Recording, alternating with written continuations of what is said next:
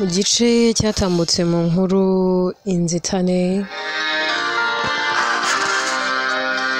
twasize Lucas yarimo aganira na mushiki we Layla. Aha Layla yari amaze gusaba Lucas avuga ati c'est blanc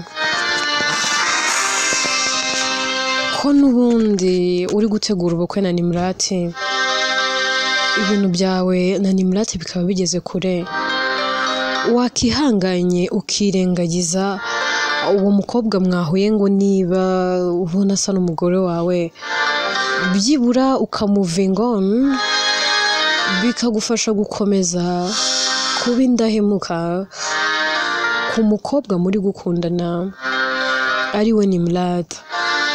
Ese aho ngaho Lucas yaje kubyemera cyangwa ntabwo yaje kubyemera? Ese azikuramo ko yaba yarahuye na Kimi akamwitiranya n'umugore we Jenta? Reka n'ubundi inkuru yacu tuyitangirire kuri aba ngaba bombi babiri. Lucas abwira Layla akamubwira turabizi, nanjye muri kano kanya ntago nzi icyo gukora, ibintu byose uri kumbwira ndi kubyumva pe 100%, ndanabyumva cyane ariko ntacyo mfite cyo kubikoraho. Erega nanjye ndifuza kumuvenga, erega nanjye ndifuza kwibagirwa kandi nkibagirwa burundu, ariko ntago biri gukunda.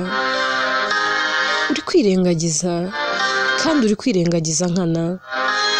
Urabizi ko Jinta ari urukundo rw'ubuzima bwanjye, uranabizi ko mukunda kurusha ibiri kuri iyi si byose. She was the love of my life. Rero ntago nakubeshya ngo ndi kubona umuntu basa muri kano kanya, nangwa se nabonye umuntu basa naho basa bameze kimwe, ingendo ibintu byose ari bimwe, ngo nkubeshye ngo nahera ko mbyibagirwa burundu nkasa naho mbiretse, nkasa naho mbivuyemo. Urumva ibyo bintu koko nabishobora? Ntabwo byakunda. Basi shyire mu mwanya wanjye. Ubundi se niki nakora? Nari naragerageje kwibagirwa ariko ntago ndi kubasha kwibagirwa. Layla ati none ko biri buze gukomera, ko numva bitari buze koroha, ko numva biri buze kuba ibindi. Mwana waba ushaka guhemukira Nimrati? Urashaka kuba umuhemu? Lucas tekereza kabiri. Ndagukunda urabizi, uri musaza wanjye nkunda kurusha ibindi byose biri kuri iyi si. Urabanza ukanikurikira yewe, ariko reka nkubwire iki kintu. Nibyo twarahombye, twabuze umuntu w'ingenzi, yego, kandi Nimrati ntabwo yakigera asimbura Jenta mu buzima bwawe. Uzabana nawe nk'uko wenda wabana n'undi muntu wamukunze just, ariko atari kuvuga ngo ugiye kubana nawe kuko wenda uri gutekereza ko ashobora kuba yagusimburira umugore wawe, ashobora kuba yasimbura, nyine biragoye ko yasimbura Jenta. Ntabwo se yamusimbura gute? Ntabwo bibaho, ntibyakunda, kandi rwose ntacyo dufite twabikoraho uretse kwakira ukuri kw'ijambo ngo ntabwo Jenta gihari.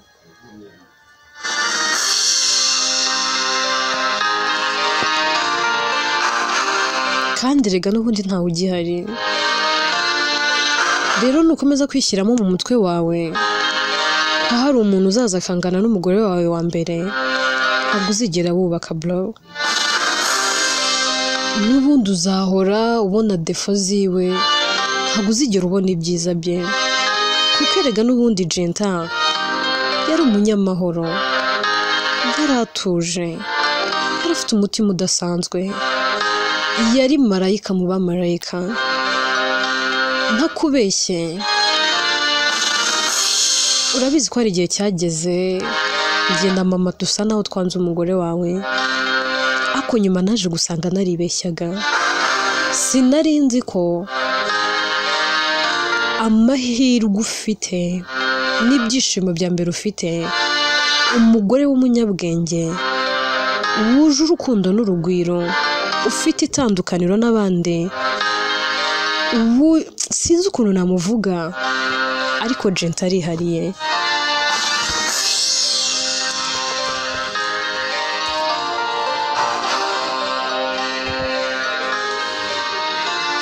Uri umunyamugisha pe, uri umunyamahirwe.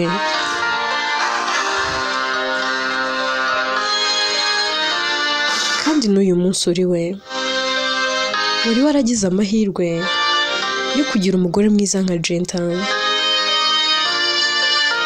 Ariko n'ubu ndabona ko uri umunyamugisha. Ndatekereza na Nimrat azakubera uw'umugisha. Ndatekereza nawe azakubera nka Jenta. Yego ntabwo azaza ari Jenta 100%, ariko byibura azagerageza. Nkurikije nuko mubona, yewe nuko mutekereza, n'igihe gito maze muzi, numuha umwanya muri wowe, ukamuha igihe cyawe, ukamuha urukundo rwawe n'ibyiyumviro byawe, ukamuha attention yawe, ndabizi azatuma wumva ko ari nka marayika Imana yakoherereje. Azatuma wiyumva nkaho ari inshumbushanyo Imana yaguhaye. Bro, erega si wewe gusa, nanjye nkumbuye Jenta. Ntakubeshye nanjye kwakira yuko atakiriho. Rimwe na rimwe mba numva ari nk'ibihuha, mba numva nanjye atari byo pe, mba numva ntazi.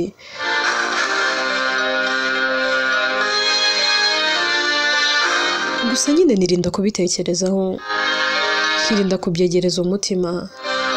Ariko iyo ntekereje uburyo njye nawe twari dusigaye turi inshuti, uburyo yanyitagaho, uburyo nyine yanganirizaga nkamura mu kazi wanjye bihoraho, nkumva nyine sinzi. Ariko ikintu nagusaba ni kimwe, please, rekera aho ngaho kuvanga umutima wawe ndetse n'ubwonko bwawe. Lucas ariyumvira, akabura icyo asubiza mushiki we, akambwira ati Layla, nanjye byarivanze, nanjye ubwanjye naricanze, ibibazo byambanye uruhuri, sinzi icyo gukora n'icyo kureka, sinzi uko nabyita. Niba ari ubushake bw'Imana n'ukuboko kwayo kubikora, ntabwo kugeza ubu mbizi. Sinari nzi ko nzigera mbura umugisha wo kuba ndi kumwe n'umugore wanjye Jenta. Rimwe na rimwe njya nicara nkifuza, ngavuga na hari yaba ari njye wagiye mbere, simba ndi muri ubu buribwe. Ahari wenda we yari kuzabaho ubuzima bwiza butarimo kunkumbura no kumva nkeneye iruhande rwe. Layla ati wikikunda bro, nawe urabizi ko umugore wawe yagukundaga, kandi urabizi ko warabanza gukanikurikira mu buzima bwa Layla. Subize se nafite musaza we, ariko ntabwo yagukundaga nk'uko akunda musaza we. Wari undi wundi mu buzima bwe, wari urukundo rw'ubuzima bwe, nk'uko nawe wavuze ngo she was the love of your life. Ntekereza rero ko mwese mwakundanaga kandi byimamo. Kwanza bro, reka tureke gutekereza kuri Jenta no kumuganiraho, kuko ndabizi biraza gutuma utekereza cyane mu mutwe wawe, byivange kandi byicanga, which is not good.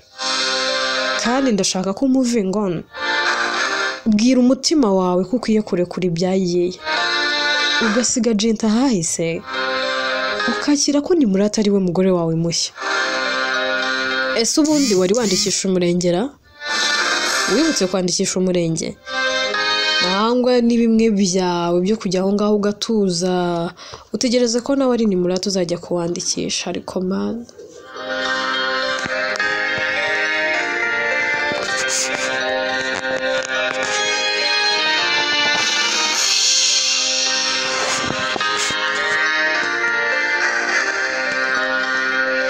shabro uragoye pe. mbwira ntabwo urajya kwandikisha ugasata ariko se ko numva ibintu muri kubyirukansa ariko ntabwo turi kubyirukansa none se simwe mwafashe amatariki none nyuma yo kumwambika impeta urumva ari iki gikurikira amafaranga urayafite ufite buri kimwe na kintu ubuze abantu batinze ubukwe kubera ko wenda hari ibyo bari kubura bari gushaka none se wowe ubukwe bwawe urabutinza kuko habuze iki ikindi cya kabiri ni Murata ari mu ruhande rwawe aragukunda birenze nuko ubitekereza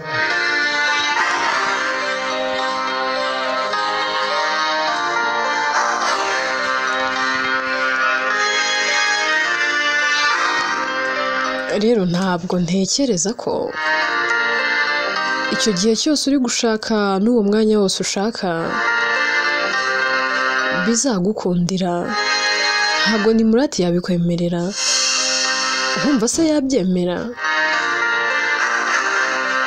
erega even nanjye ntabwo nabyemera hanjye ndi ni Murata gute se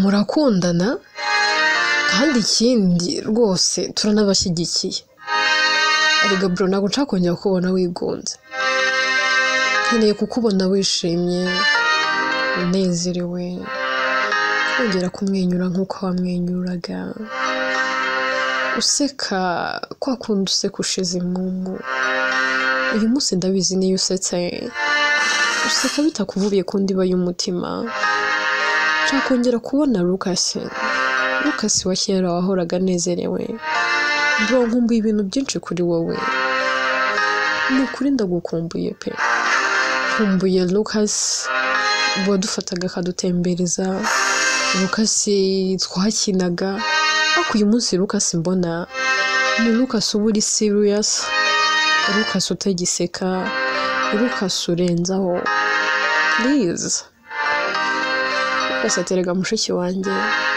uvuga batarabona ibyo magambo yashize ivuga muranibaza niba koko ibintu byambayeho hari n'undi bishobora kubaho akora iratekereza uzi kubura abana kabura n'umugore can you imagine byibura se urabikurura ukumva umubabaro n'agahinda musaza wawe afite muri kano kanya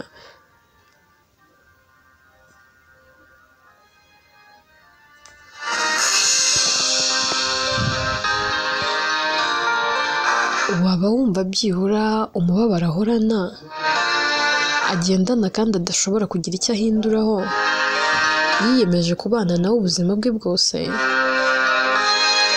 agira ati ngaho nyumvira kandi ubuzima bwawe bwose se kandi gute kandi ufite ni Murata ukasatarika ibyo ngibyo tubyihorere twigarukire kuri Kimi ubwo tuvuye kuri Lucas na mushiki we Layla twigire kuri Kimi aba yicaye wenyine agatangira gutekereza kuri Lucas ari nako yibuka ibintu byose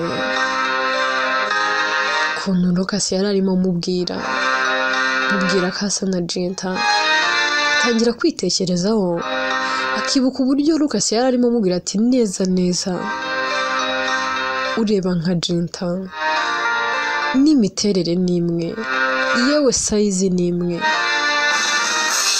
ubwitonzi kuvuga kugenda none kuri kumbwira ngo abantu basa ntacyo bapfana gute usa na Jinta neza none se muri impanga ubu se umugore wanjye yaba yari afite impanga simbimenye ntabwo nabyizera kimatangira kwibaza ibintu byinshi uriho akibaza ariko se undi wamugana uyu muntu umbwira ngo mfite umuntu dusa ubundi ubwo aho ngaho uwo mujenta yambwiye yaba ari njye ariko se yaba ari njyewe gute ntabwo nigeze nshakaho nuko naba ntabyibukara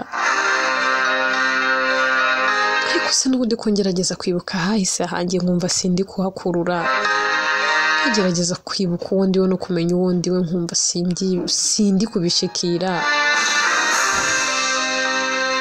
Ntaryo ubwo ngubwo ese ubundi ndinde maze umuntu utanibuka n'ahahise he? Ikintu nzi gusa n'umuryango ndimo uyu munsi wonyine.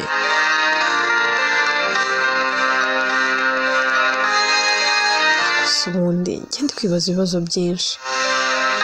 Ubundi gute naba ndi uwo mujenta? Amase naba narisanze muri uru rugo gute? Naba naraje kwitwa Kimi gute se? Ibi bintu biranacangaye. Hano ngo ndi Kimi, uwo duhuriye mu muhanda ngo ndi Jenta. Ibi bintu bikomeje kumvanga.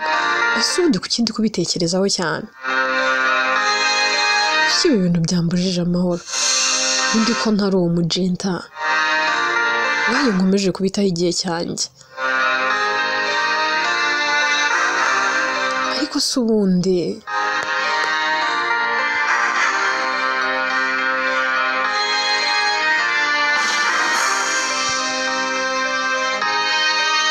ahahise hanjye ho nzahamenya gute mu gihe nanjye ubwanjye ntazi ntashobora byibura no kuba namenya ngo ndi uyu nguyu, uretse nzi ko nitwa Kimi gusa, nta kindi kintu nzi.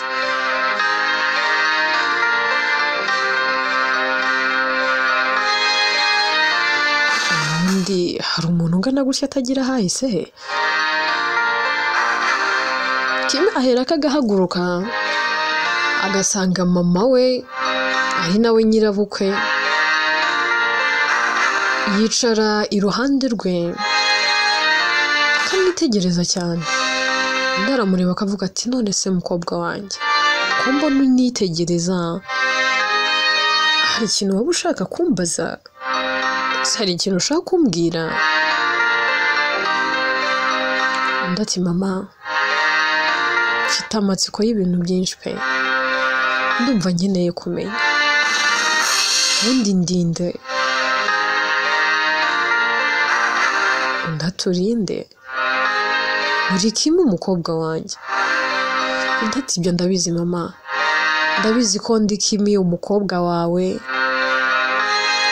umukobwa wawe ukunda kandi nawe ugukunda. Ariko se ntahahise ngira? Mama njya ngerageza kwibaza ubuto bwanjye mbere y'uko mpura namwe nta muryango nagiraga. Ese nari mbayeho ubuhe buzima? Nyine mba numva mu mutwe wanjye bitarimo pe.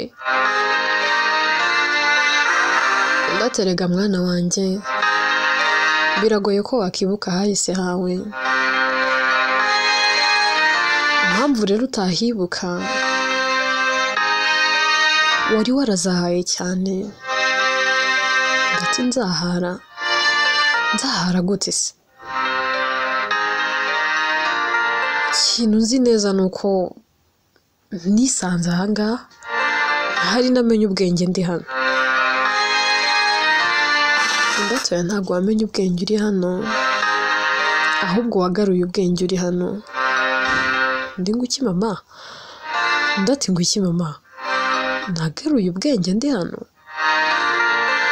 Ushatse kuvuga iki? Ndati Kimi mwana wanjye, numvaga ntashaka kukubwira iyi nkuru kuko sinari nzi uko uzayakira.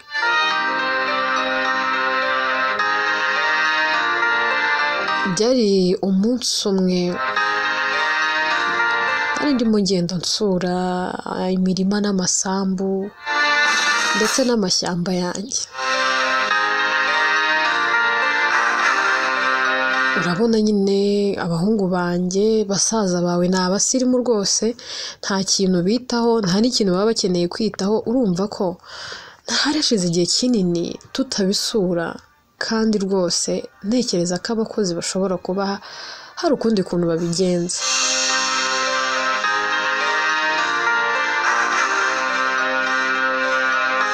Ubwo rero nibwo nigiriye inama yo gusura bimwe mu byo ntunze. Nageze rero mu ishyamba rimwe, navuga ngo nari maze gusura inka zanjye, ndimo nzenguruka mu ishyamba ndeba,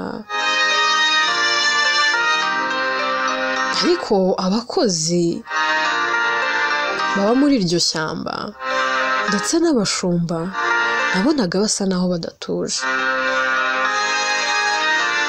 Nkabona wagira ngo bafite igihunga n'ubwoba. Ndangije ndababaza, mwakoze iki ko mbona nje mukikanga mugatangira kurebana? Hari ibikorwa byanjye mwangije aha?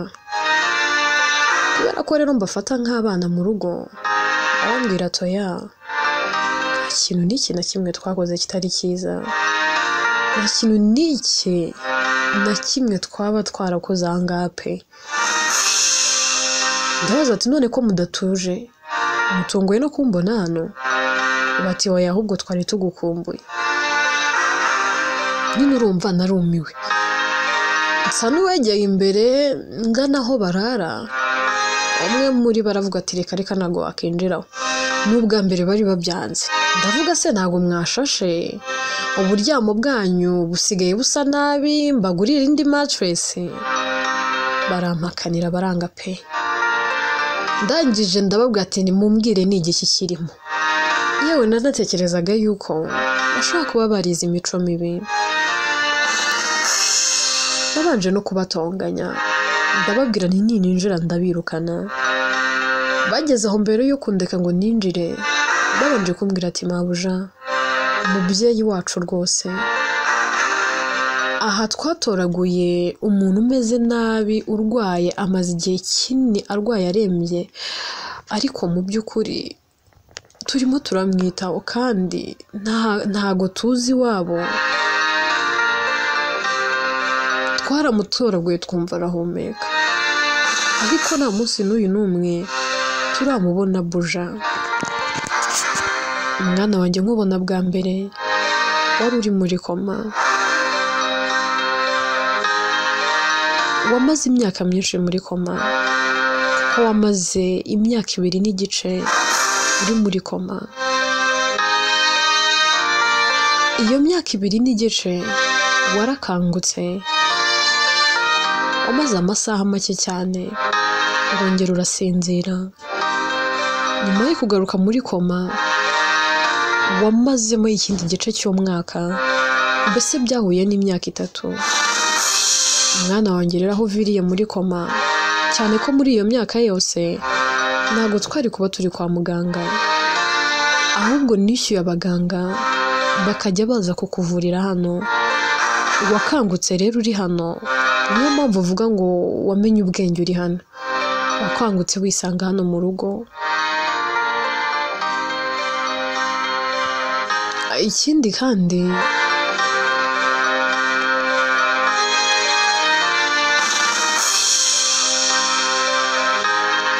wakangutse nta kintu n'iki na kimwe uzi, urambaza ngo ndinde, ndakwibwira ndakuvuga ngo ndi mama. Kuva uwo munsi unyita mama. Urangije urambaza ati none se ngewe nitwa nde? Kuko nta mazina yawe nari nzi, nahereye ko nkubwira ngo witwa Kimi. Kuva uwo munsi hano twakomeje kukwita Kimi, gusa maze kubona ko worohewe,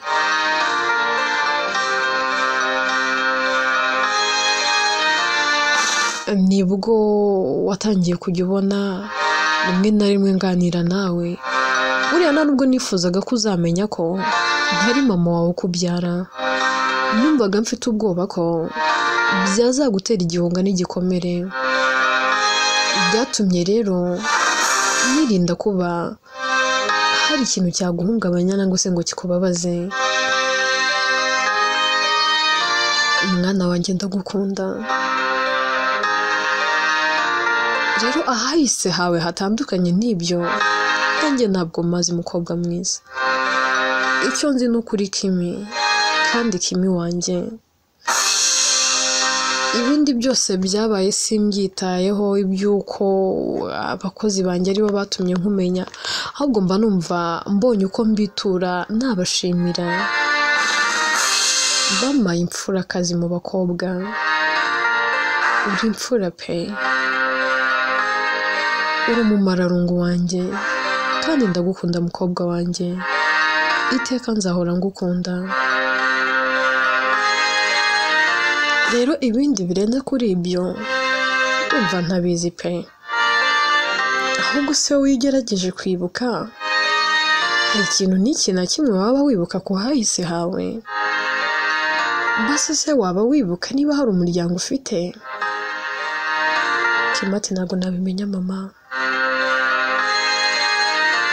ndumva rwose binancanze Kimi aratekereza kumva umutwe uramuriye yarangiza agahaguruka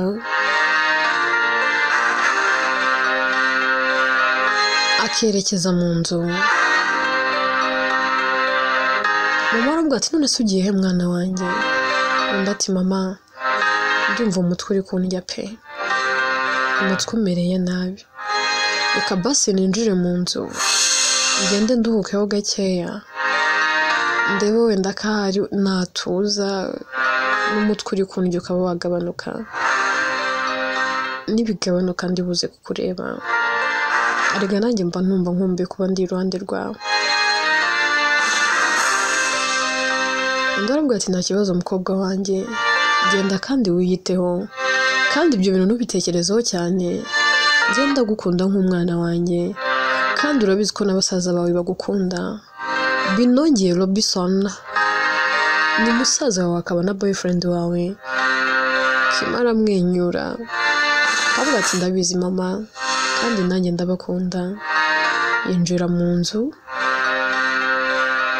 aragenda akinjira mu cyumba agasa n'uwifungiranye akicara ku buriri atangira kwibaza ibintu byinshi ari nako yibaza mu mutima avuga ati ariko kugeza n'ubu ndumva iyi nkuru bampaye inteye kumva ntamenya njyewe wa nyawe mpereye ko ngira amatsiko yo kumenya ngo ubundi ndinde ndiki nteye ne ubundi se hahise hanjye nahahe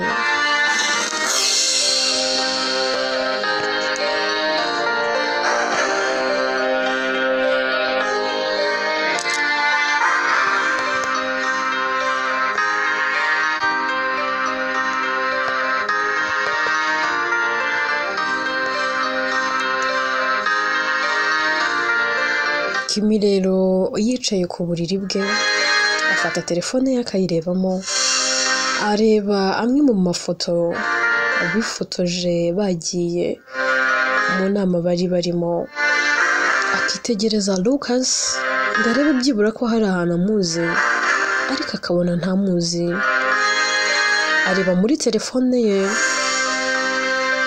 agahamagara Lucas telefone icamo bwa mbere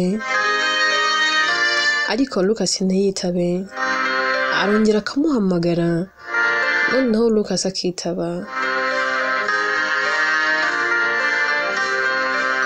Kimi ahera akamubaza ati umeze neza Lucas ati yego meze neza wowe se ahubwo umeze ute Lucas ati nanjye ndaho ndashima Imana Kimi ati nanjye ndashima Imana rwose amakuru yo ni meza nubwo atari meza cyane Lucas ati se hari kitari kugenda neza ndati biraho ngaho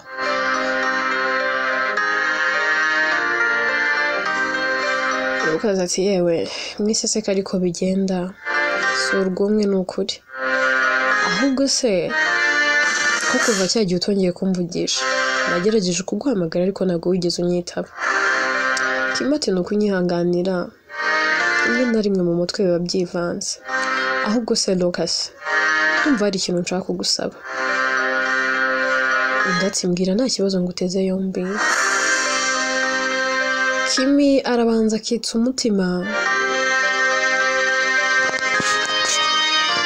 Lucas se ko witse imitima kandi bigenze gute mukobwa mwiza